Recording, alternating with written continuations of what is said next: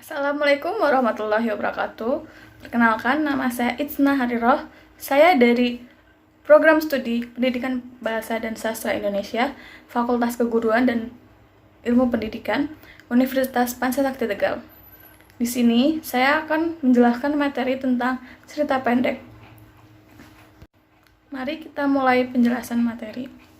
Cerita pendek atau cerpen adalah salah satu dari bagian dalam prosa yang berbentuk cerita fiksi dengan hanya satu konflik. Sementara itu, fiksi sendiri memiliki pengertian berupa tulisan, prosa tentang peristiwa dan karakter yang dibayangkan atau tidak nyata. Berbeda dengan novel ataupun novelet, cerpen lebih pendek dari segi isi. Pada umumnya, cerpen terdapat kisaran kata, yaitu 1.600 hingga 10.000 kata. Karena panjangnya yang lebih pendek, sebuah cerpen biasanya fokus pada satu plot, satu karakter utama, dan satu tema sentral.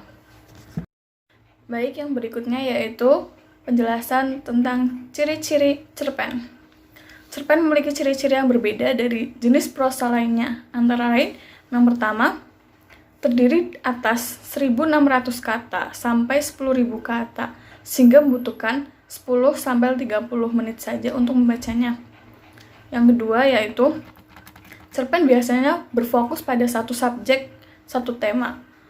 Subjek atau tema berupa sesuatu yang biasa seperti tugas sehari-hari, sehingga mempunyai nilai moral yang lebih tinggi. Yang ketiga yaitu, cerpen biasanya berlangsung dalam satu latar, sehingga berfokus pada satu alur, bersifat satu konflik dan tidak ada konflik tuturan. Yang keempat yaitu cerpen biasanya fokus pada satu atau beberapa karakter, sehingga karakter bersifat datar atau watak yang dimiliki tidak berubah secara berangsur-angsur. Yang kelima yaitu diksi yang digunakan bersifat lebih mudah dipahami daripada novel atau novelet. Baik, yang ketiga yaitu struktur cerpen. Dilihat dari isinya, cerpen memiliki beberapa bagian antara lain. Yang pertama abstrak, orientasi, komplikasi, evaluasi, resolusi, dan koda.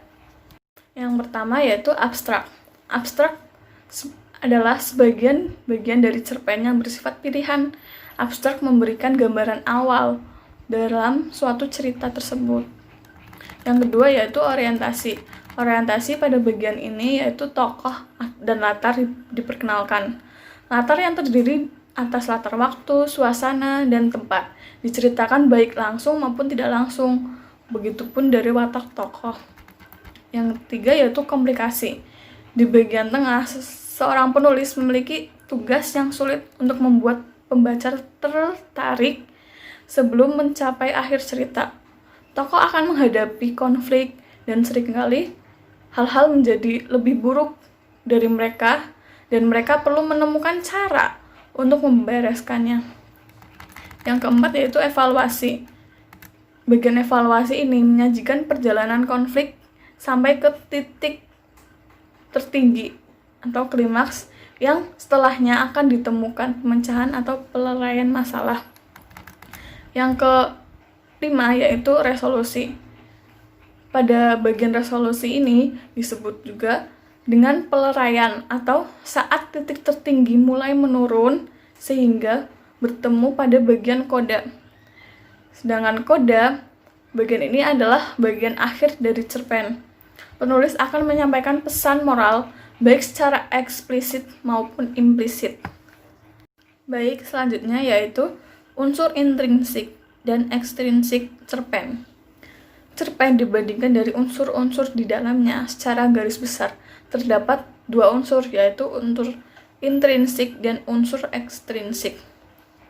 Unsur intrinsik yaitu terdiri atas tema, tokoh, penokohan, watak, latar, alur atau plot, sudut pandang, dan amanat. Yang pertama yaitu tema. Tema itu berbeda dengan judul. Tema bersifat lebih umum dari permasalahan yang diangkat dan pada umumnya disampaikan dalam bentuk kata, benda, atau nomina. Yang kedua yaitu tokoh. Tokoh adalah sosok rekaan yang diciptakan penulis yang setelahnya akan diberikan watak dan penempatan dalam situasi pada cerita tersebut. Yang ketiga yaitu penokohan. Tokoh yang telah diberi watak dan kapan dia akan muncul disebut dengan penokohan. Yang keempat yaitu watak. Watak atau sifat diberikan pada tokoh sehingga dapat diklarifikasi menjadi 3, yaitu tokoh protagonis atau baik, tokoh antagonis, jahat, dan tokoh tirtagonis atau penengah. Sedangkan yang kelima yaitu latar. Latar atau setting terbagi menjadi 3, yaitu latar suasana, latar tempat, dan latar waktu. Latar suasana diperlukan pada setiap momen cerita, apakah suasana haru, menegangkan, sedih, dan sebagainya. Sedangkan latar tempat dibutuhkan untuk mengenali budaya dari cerita yang diangkat. Latar waktu digunakan sebagai penunjuk untuk membangun suasana yang diciptakan. Yang ke-6 yaitu alur dan plot. Alur atau plot terbagi menjadi 2, yaitu linear dan kilas balik. Alur linear terjadi jika cerita bersambung ke depan. Cerpen yang berisi ceritanya terdapat bagian mengisahkan masa lalu disebut dengan alur kilas balik. Yang selanjutnya yaitu sudut pandang. Sudut pandang atau point of view terbagi menjadi 2, yaitu sudut pandang orang pertama dan sudut pandang orang ketiga. Sudut pandang orang pertama yaitu terbagi menjadi 2, sudut pandang orang pertama sebagai pelaku utama dan sudut pandang orang pertama sebagai pelaku sampingan. Sementara itu, sudut pandang orang ketiga artinya di dalam cerita menggunakan kata ganti orang ketiga atau nama langsung jika tokoh mengetahui hal-hal yang tak kasat mata seperti perasaan tokoh. Sudut pandang yang bukan berupa sudut pandang orang ketiga serba tahu, jika sebaliknya artinya sudut pandang orang ketiga sebagai pelaku sampingan. Selanjutnya yaitu pesan atau amanat.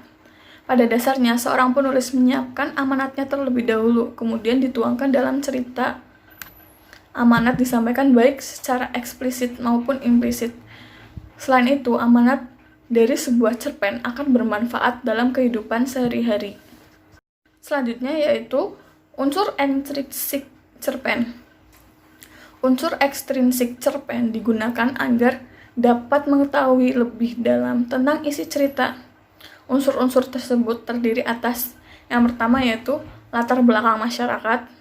Latar belakang masyarakat dapat diketahui dengan cara dilihat dari sisi kondisi ekonomi, sosial budaya, politik, dan ideologi. Yang kedua yaitu kepengarangan. Sejarah hidup penulis mulai dari kondisi sosial, psikologis, bahkan aliran sastra yang dianut memberikan gambaran terlebih dahulu dalam ketika menganalisis cerpen. Penjelasan yang kelima yaitu kaidah kebahasaan cerpen. Dilihat dari gaya bahasa dan diksi yang digunakan, cerpen memiliki ciri-ciri kebahasaan antara lain. Yang pertama yaitu menggunakan pendeskripsian yang kuat. Dalam hal ini, fisik tokoh penulis menggunakan kata-kata sifat atau perbandingan. Hal ini juga dibutuhkan untuk menggambarkan suasana seperti suasana di sawah ataupun di sebuah gua. Yang kedua yaitu menggunakan frase adverbial atau kata keterangan untuk menunjukkan latar tempat ataupun waktu seperti pada pagi hari, di sebuah desa, pada dini hari, dan sebagainya. Yang ketiga yaitu menggunakan kalimat langsung dan ada yang tak langsung ataupun berupa dialog. Yang keempat yaitu menggunakan kata-kata kiasan atau konotatif seperti Dewi Pagi yang berarti matahari, surga dunia yang berarti menunjuk pada tempat-tempat hiburan atau pariwisata. Yang kelima yaitu menggunakan bahasa informal ataupun semi-informal. Meskipun demikian, tanda baca digunakan secara tepat berdasarkan aturan PUEB.